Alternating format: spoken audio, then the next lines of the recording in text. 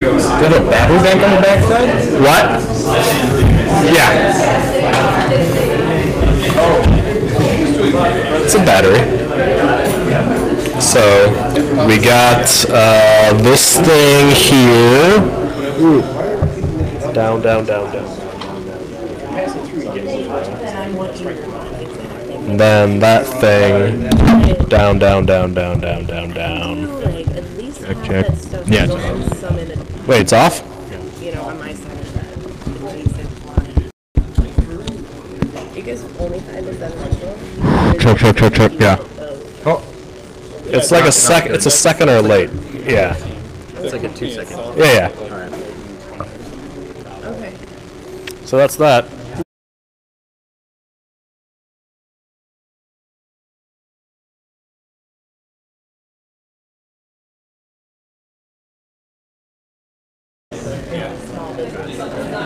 Alright.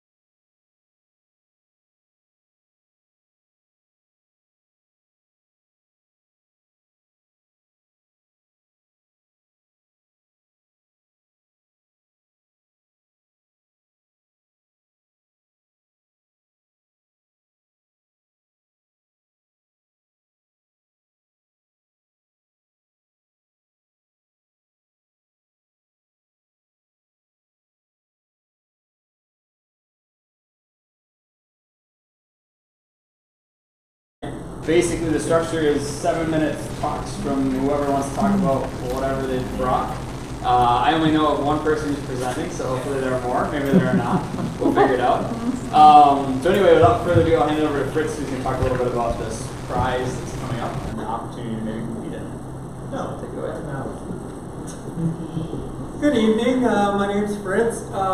So I've had an interest in quite a while in starting a renewable energy group, and Chris had been trying to get somebody to say they would do the event for the solar prize, and there's a $1,000 prize for just holding an event. They have a whole pile of rules that you will do this and you will do that and yada yada yada. Just, you know, you can't totally fake it, but anyway, there's some encouragement that they could easily gain $1,000 by holding an event, and there's certain rules, like there has to be at least 30 people there. They can't be paid people. You know, and you're supposed to show a video that they supply, and so there's a number of qualifications, but all in all, it seems very doable. So anyway, I'm willing to somewhat to push for that. And then also the other part that I prefer doing even more is to actually get a bunch of people that are interested in renewable energy. I have solar panels, and I know a number of other people. Chris is hiding some upstairs somewhere. Keeping them safe out of the sun. Yeah. So I wonder that solar maybe is going to take off pretty soon, and actually will become a lot more common. So we're looking for people to also that want to engage in coming to this event. It takes at least 30 people, and also then being interested in renewable energy group. So as far as the renewable energy group, you know, you can do almost all sorts of things, just like the solar prize thing. I mean, at Overett Gardens, there's actually, I don't know how many of you have been over at Overett Gardens, but there's actually what looks like kind of a tulip with a bunch of solar panels that it's kind of disguised to look like a humongous tulip thing with triangular shaped panels on it for petals. And that's been there for quite a few years, but you could, you know, be combining solar and renewable energy with art. And there's plenty of opportunities to you know, make art forms. Let's see, what else? So we need people, as far as going back to the solar prize thing, we need people that are going to videotape it, to promote it. They want copies of things that are posted on social media and other email things that you send out and stuff to prove that you made a good effort to promote this event. So seeing as how we're just getting started, and this event is under 2 weeks away, are there any questions from? You haven't told anybody the date or the time. It will be June 17th, 1 day short of 2 weeks from today, and 7 p.m. at Sector here. So the idea of this prize is they have, I think it's $2 million in prize money that they're awarding. This round, they've already done one round of the same thing. It's sponsored by the Department of Energy, and Department of Energy and the government periodically vary their efforts in getting people to work on concepts. So in this case, the DOE decided that they would fund anyone to put forward ideas on renewable energy, in this case specifically on solar. But they have another prize on rapid deployment of hydroelectric power. They have another one. Jim, what's the other one? There's hydro, solar, Waves to water. so Wave generators for desalinating sure, okay. with wave power. So at any rate, the idea behind this concept is that whenever you host a competition, you'll get a whole bunch of people to work on an idea, some of them for free and some of them not for free because you'll award them money. But the objective of the DOE is that their feeling is that they'll get more work out of having a lot of people working on a thing without paying necessarily for it. And then what they do then is they harvest these ideas on a tiered approach, so the people who move forward will get some funding, and then they'll get to move forward to work on that again, and then they'll do another selection round and they'll give them more money the next time, so that way they're investing in the ideas that sort of filter their way up. So this is the preliminary round, which I think is like literally a one-page submission and a short video of what the concept was. The last time they did it, the ideas varied from like very low-level silicon die improvements and like sub-fractional of a percent efficiency gains, to there was one that was actually probably one of the more interesting ones. Was somebody came up with an idea of a looped piece of stainless steel that would go into your existing roof underneath the shingle nails to be able to hold the solar panel to your roof without doing anything to the roof at all, which may or may not work after some discussion around here as to whether there's actually feasibility to that. But the point is that rather than just saying, no, you can't do that, they've awarded money to it. Now that people who receive the money can use the money at a national lab to actually research this idea or get it UL approved and listed or any of a variety of other things that they can do. So it's kind of interesting. I think at any rate, this is a new round, and so they're looking for people to do new ideas. So the idea with us is that we're one of the connectors, and what that means is that the shop itself is a resource for anyone who's competing in it to use to move forward on their idea. There are only 3 connectors in all of Wisconsin. There's 2 in Milwaukee and 1 in Madison. And they will give $1,000 to any of the connectors to host an event that gets more than 30 people in a room talking about this prize. So we're 6 people short of that right now. The idea though is they want it to be the focus of an event, so we couldn't do what we're doing now and just say, oh, everybody was here and let's send a $1,000 check. They want it to be this event. The purpose of the event is to gain interest in this actual prize. So nonetheless, if you want to help, you can show up on the 17th, idea in hand or not, at 7 o'clock, and we will buy probably some food and some beer as always a social incentive. And since we're in Wisconsin, gotta make our prize party correct. But at any rate, yeah, we'll do that and we'll see who all we can get. And we have a couple other people around the shop who are interested in helping to plan it, and hopefully we can kick them in the butt to get some more people to show up on the electric car front and some other interested orgs. Yes? So at this event that you're going to hold, so is it going to be brainstorming and you're going to come up with some ideas, or and then you're going to pick one idea that you're going to, so the only requirement is that we show their marketing video and there are 30 people in a room and that there's some proof that happened. That's about it. So no, the idea is, as a networking opportunity, is to get people running into one another who ostensibly might be interested in actually submitting something. But the idea is not that this meeting would move forward with any particular anything. But hopefully people that would show up might be interested in submitting an idea. Do you have an idea? He has lots of ideas. Yeah, I have lots of ideas. and there's a whole method, for trying to evaluate whether something should go to market or what should you do with the idea. It's not always that easy to tell, but I in general, having studied the renewable stuff for 10, 20 years, would say the average person is not that interested in small amounts of power, even though I am somewhat, that some of us used to be in the phantom modes and knowing about those. And then you started looking about whether it was even listed. How much power does this device use? They don't even show it anymore. And so you have to, at some point you go, this is the way the whole general market is going, and I probably shouldn't fight that.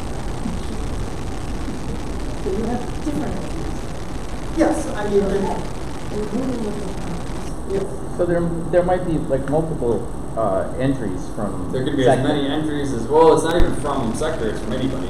Yeah. So you could enter. No, I mean you know, people that are affiliated with sector may have several different things. The way this is structured is weird too, in that if you, so let's say Fritz submits as an idea, it moves forward.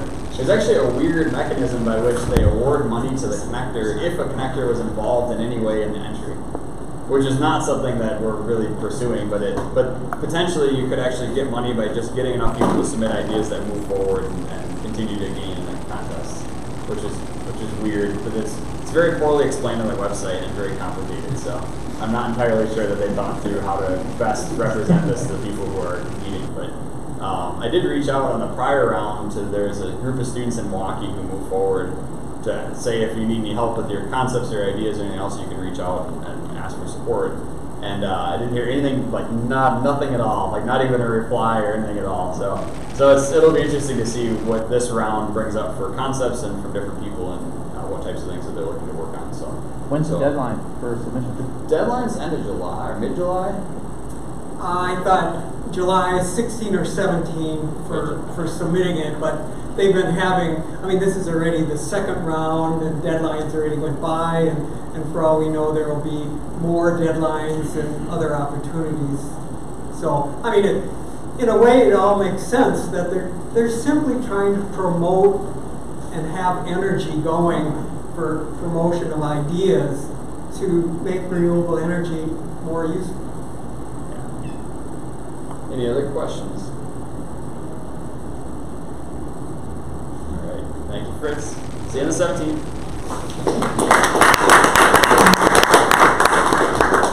So here's where we go begging for presentations. Anybody else have something else they want to present? Anybody come with anything? Because Jim and I have boring ones. It's going to be great.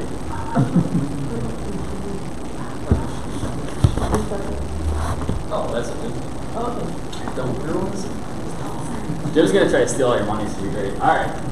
So this summer, usually during the summer, I have high school interns, and this summer we were fortunate enough to get a grant from the Madison Community Foundation to pay for 2 students from East High to work on stuff around the workshop, as well as work on their own projects and their own ideas and things.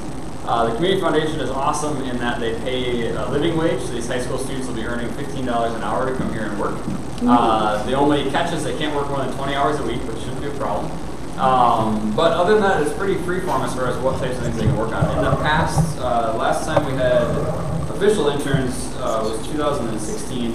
I had 2 students from 2 different high schools in Madison who worked on plastic extruder and some product that actually, if anybody around the neighborhood has seen those square flag holders, they're at intersections around the neighborhood that hold all the orange flags for crossing the roads. They hope you don't get run over by a car where you wave the flag in their face. Those square ones that have the art panels in them, those were made at our shop by those students. So a guy here, Mike Fisher, came up with the idea of making these nicer looking flag holders and proposed it to the city as well as another couple partner organizations and got funding for it. And then since then they made like 50 of them, and they've been working very slowly and putting them up around the city. And then this summer our students are going to make another 50 of them for another batch of them to go up around the city. So I think the city only puts them up as they get destroyed. So I guess if you destroy more of the ugly round ones, you'll get more square ones. Not that you should reckon anything.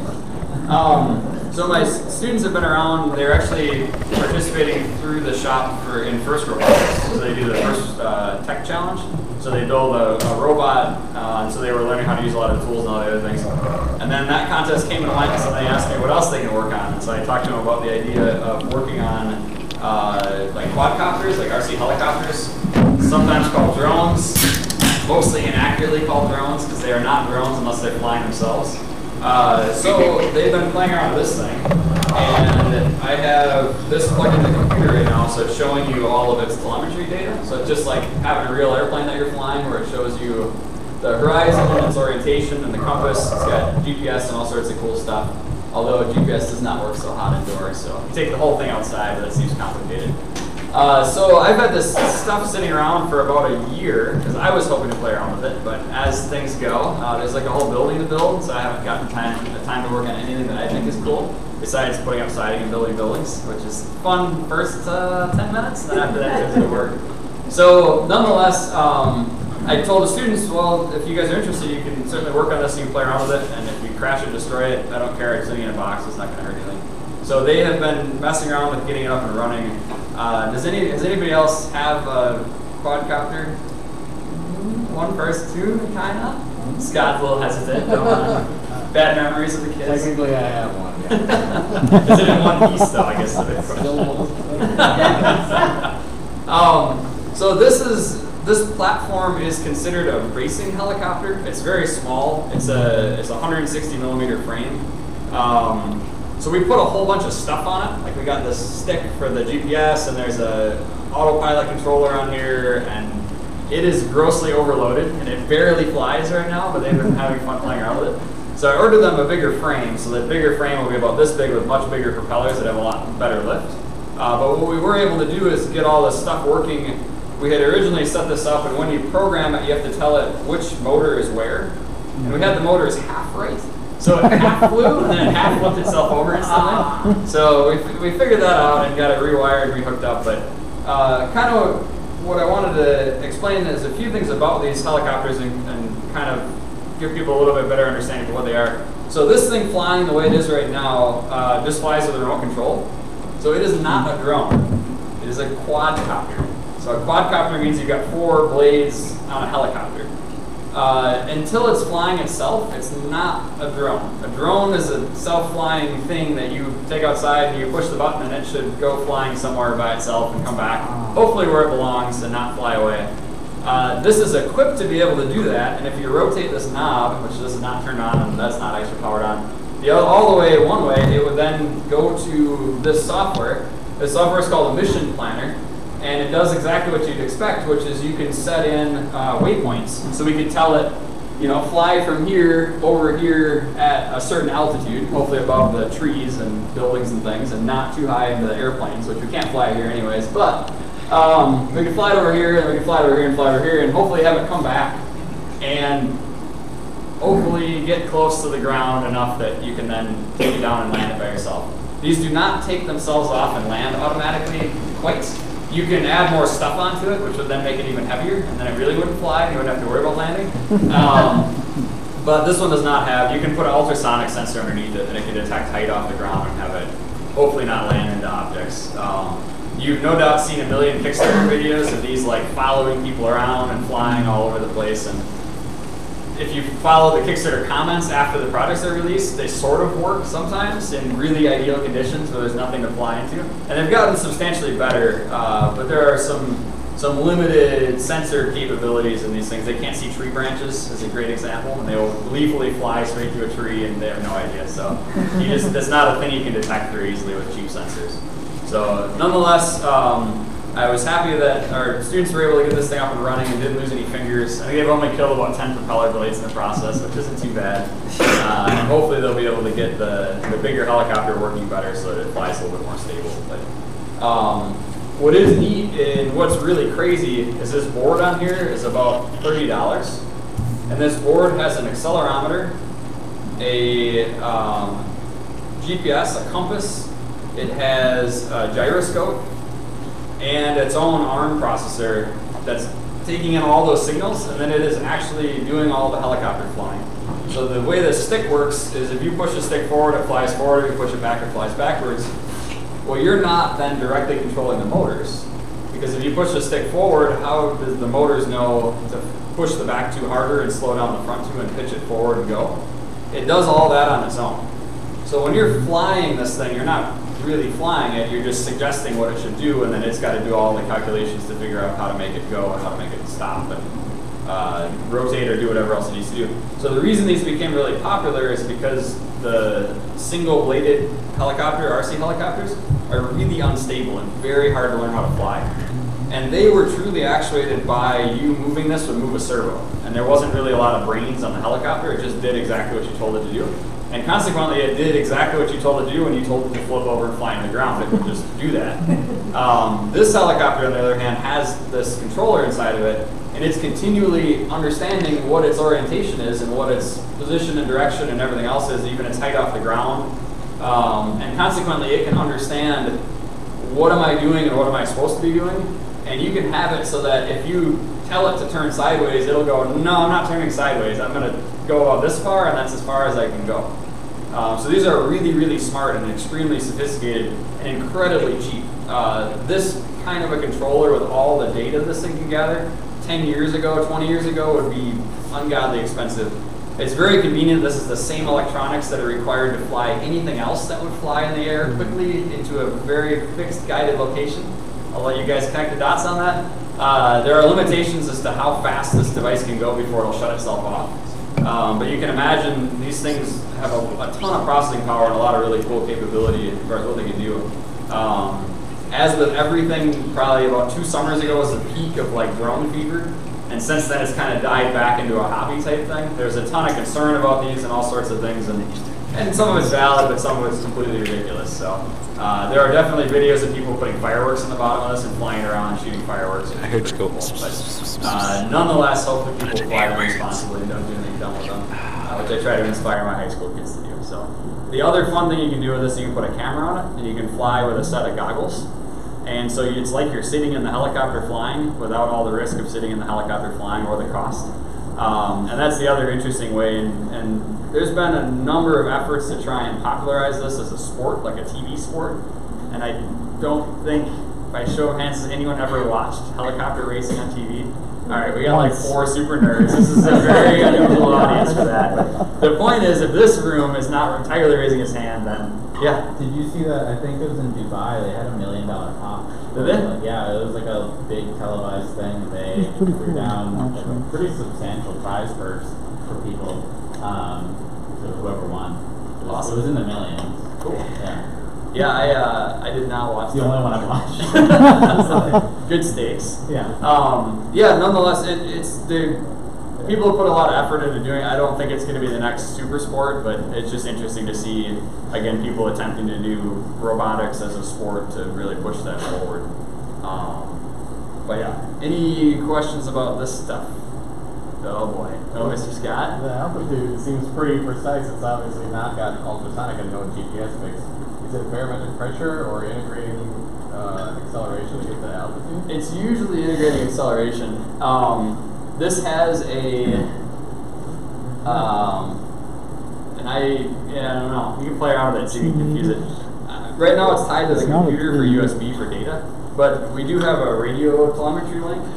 So you can, to kind of blow your mind on what you can do with this thing, if I take these little pieces, which makes this thing heavier, so we put this little box on the helicopter side, and we plug this little box in the computer, we can take this thing outside and we can fly it like a mile up in the air, and it will totally tell us everything that this thing's doing. And if we put another little box on here, we can have a camera on the other half of that map, and it'll display our video feed. And if you want to be crazy, you can set up a true ground station, which is you put a tripod down on the ground next to your laptop, and you put a little dish antenna on it, and it knows where the helicopter is because the helicopter is telling it where it is, and it'll actually aim the antenna dish at the helicopter no matter where the helicopter is. So you can actually have the ground station tracking the helicopter while the helicopter is flying to maintain good radio reception, which is pretty crazy. And that's all for like $200. You can get like this whole helicopter is $90. You can buy a transmitter for like $10. A battery is going to be one of your spendiest things at about $25, $30. These are like $9 for your radio link. Your VR headset is like $50. It's just completely insane as to the type of processing electronics that you can get for really, really cheap. Yeah? Can the contractors follow or shadow an operator as the operator is moving? So the easiest way to do that is to use these things to tell the helicopter where the person is. And if the person's wearing a GPS and the helicopter has a GPS, it can totally orbit that location.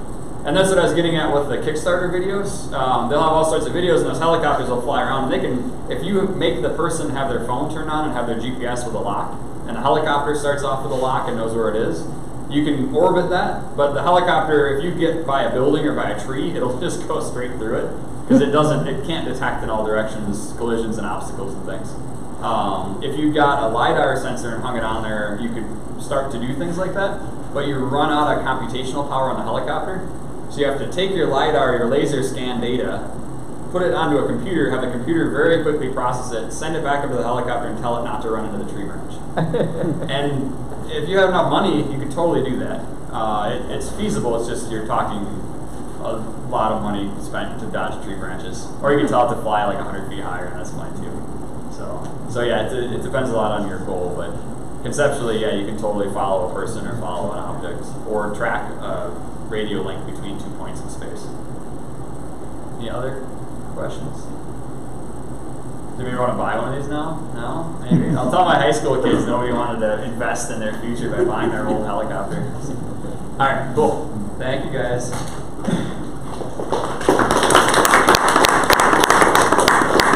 Alright, one last thing. These things you can buy online for $10, and they fly just like the real ones. Let's see if they can fly in everyone. But if you've never seen a really, really, really tiny helicopter, they are all of $10. There you go. You're not getting that again. Yeah. Mr. Jim, I think you're up.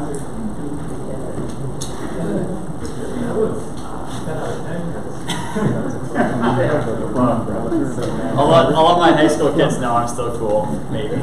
Somebody else told me I was cool.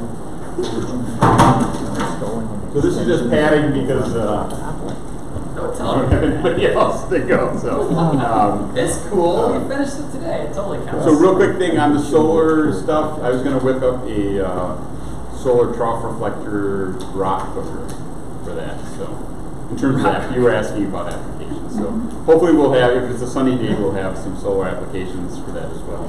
Something I've been wanting to do for a while, so it's a perfect use for that. So just going to build a little solar hot dog hooker basically.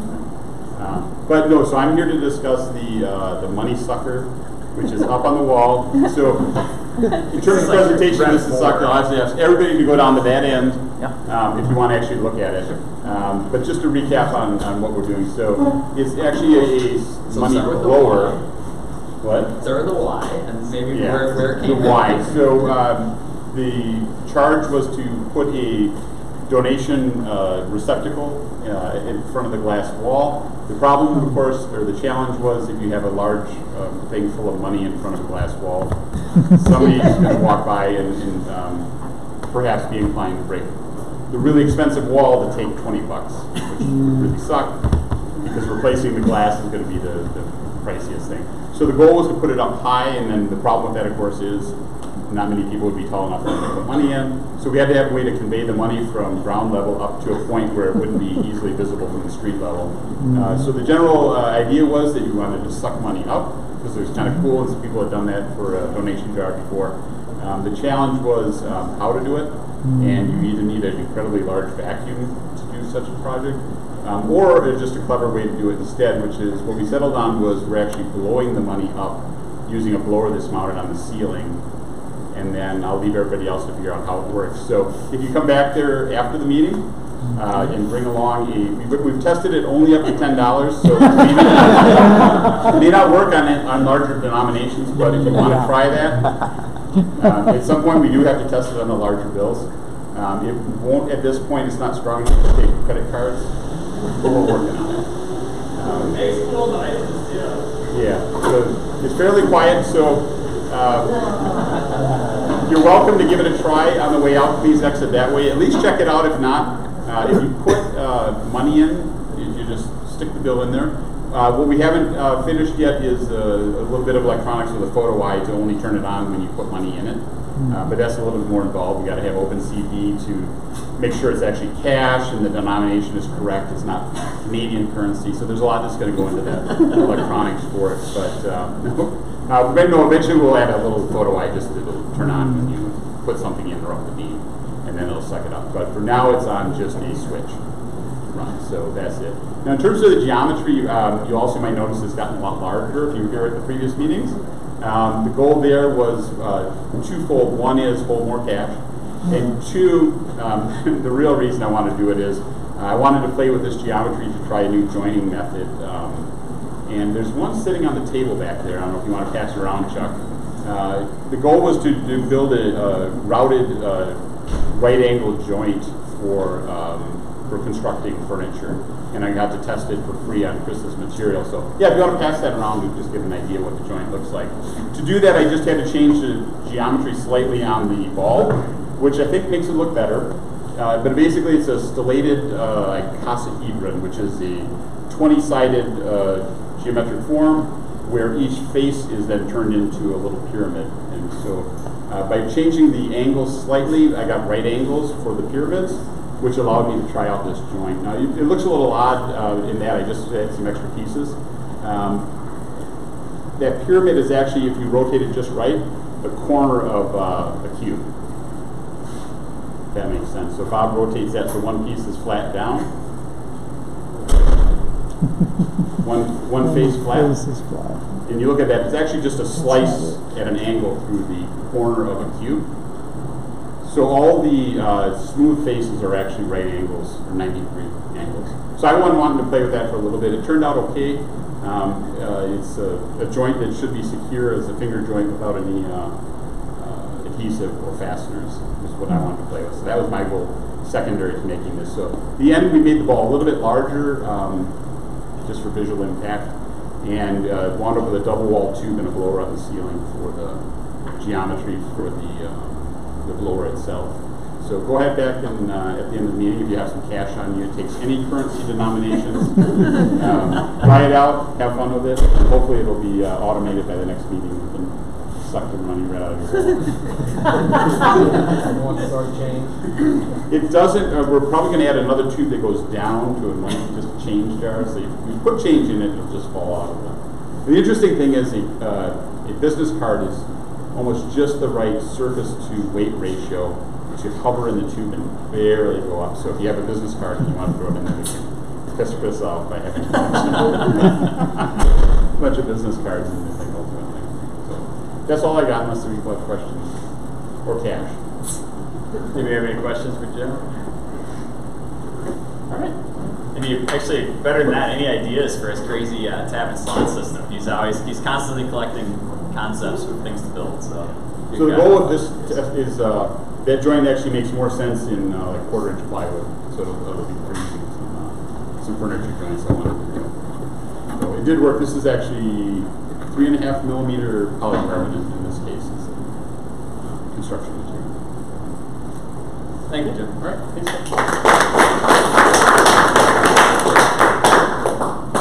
All right.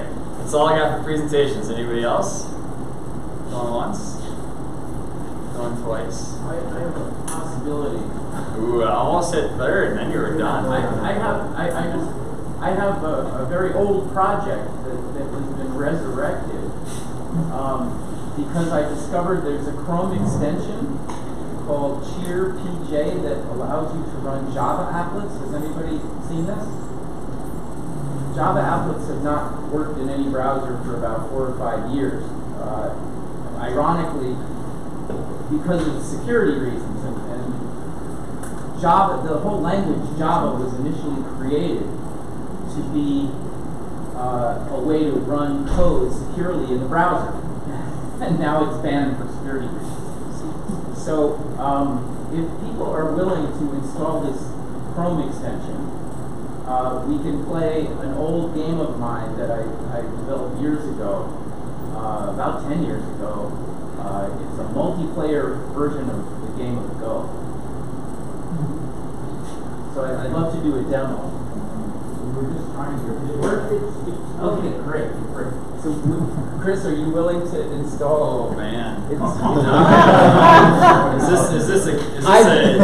a security demonstration? I've used it and nothing horrible happened to me yet. So it looks replicable. If you were willing to install Java on your Java, whatever your extensions go nuts. So go to the website. I'll let you take it over. Yeah, let's just Google Cheer PJ and see what happens. So everybody that has a laptop, if you've got Chrome, look for a Cheer PJ is the name of the applet runner. Okay, so it would be this one. Google Chrome, that link there. So if anybody's got a laptop, how many people are willing to try this? Well, the better one would be go and install it on a computer lab. Computers don't have to worry about it. In the lab? Yeah, I was just about to do that. To the far that side of the building. Okay, so we add the extension. And then does it take a credit card right away, or is that? It's been added. Okay. So now we have this little thing here that you click to run applets. Okay, so we have to get to an applet first. So then we go to my project, Conquest. Is everybody familiar with the game of Go? Sorta? Oh, yeah. So is Go still AI winnable or not? Or humans better? Go, Go the beat humans. computer beat the humans 2 years ago. Okay. So only 2 years ago a computer could beat a human in this. Or 2 years ago if somebody put enough effort in to make a computer win, one of the two. But the point is it's a complicated game of capturing area is the objective of it in a very simplistic way. Yeah, so I'm Davi Post, and I created Conquest, I think it was 2007 or so, and it's been dormant for a long time. So let's see, oh gosh, I don't remember my password. I forgot to bring my laptop. Well, at any rate... No, I'm still demo it. Okay. Oh, look at the security. Guest and guest. Well, it's password.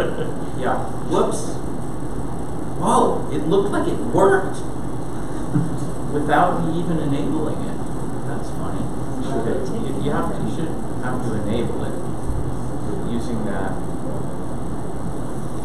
Okay, now it's going to take a little while, but that was funny. Didn't it look like it showed something before it did that? Yeah, so this has to run for a little while, but anybody that's willing to do this, yeah, we can also try it on the lab computers. Did you get it working?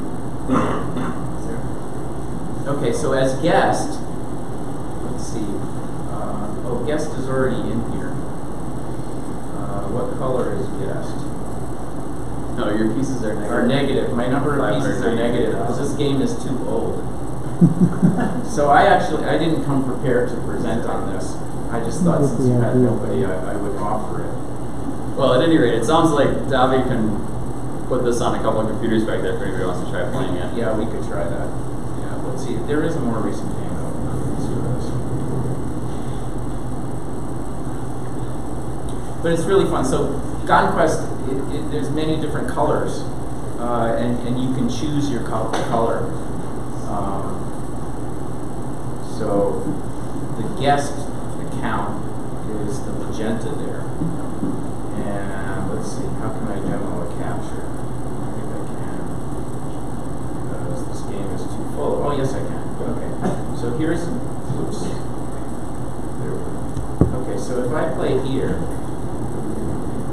and the way it works is if you surround a piece, you capture it. It doesn't matter if there are different colors surrounding the piece. All it takes is that it's surrounded. So the green piece disappeared there. So here I can do there and capture that green one. Now, if I want to, let's see.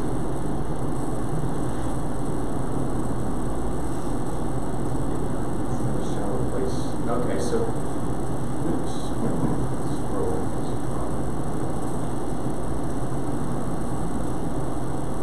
Yeah, well, if I filled all of these in,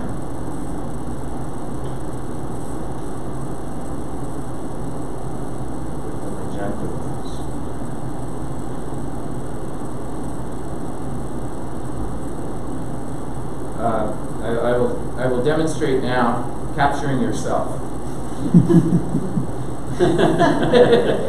You're allowed to capture yourself. So unlike Go, the usual rules for Go, you don't capture yourself. I think in the New Zealand version of the rules, you're allowed to capture yourself, but you can capture yourself here.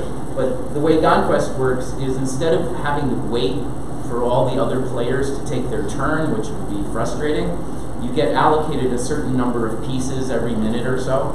So you can get, like, you can set it up so there's one piece allocated every 5 seconds or 10 seconds or something like that. And then you can play as long as you've got pieces left. run out of pieces, you have to wait until you get another piece. And that's the way it was designed. But yes, I'm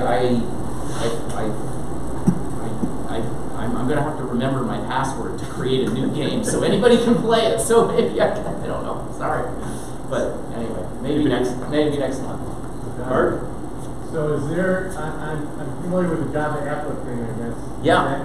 Is this Cheer PJ, is that going to open up this library of stuff? That was well done, that this was left by the side because of well, I imagine security? I think I haven't done any research on it, but I imagine, I mean, I just discovered it because I had a job interview and I wanted to demo my other Java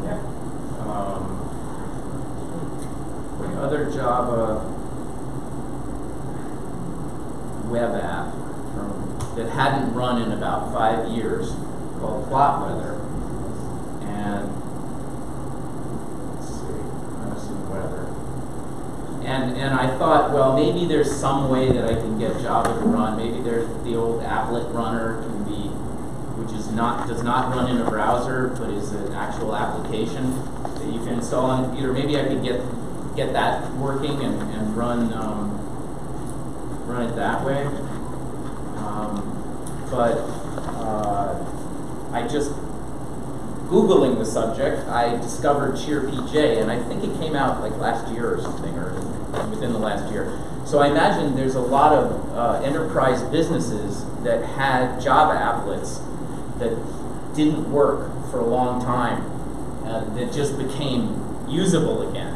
And probably over the last 4 years, people have found other workarounds and already rewritten stuff so it doesn't depend on an applet anymore. But if there are still things out there that depend on applets, it's likely that this is a great boon to them. So that's Plot Weather. That shows a weather forecast.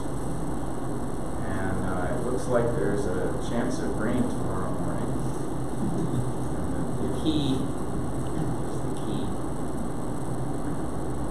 precipitation, wind speed, cloud cover is the shading and the temperature. I don't know if I ever demoed this one here. Yeah, a long time ago. Anyway, that's another cool thing. All right. Thank you, Debbie. 3. All right. So if anybody would like, I can give a short show around tour of what's here, and if not, you're welcome to stick around and play with the money sucker. I'm sure Jim can find lots of business cards sucked up in there. It'll be great. But at any rate, thank you guys for coming. If you want to poke at this drone, or otherwise I'll just leave it sitting over here. You can take a look at it. But yeah, if you'd like to take a tour around, just come on up here and I can show you around. And otherwise, thanks very much.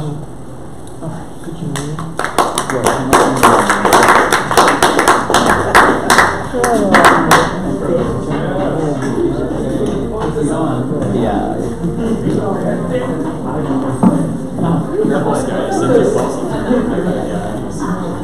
If I just brought I want a tour. You haven't given me a tour. Of course not.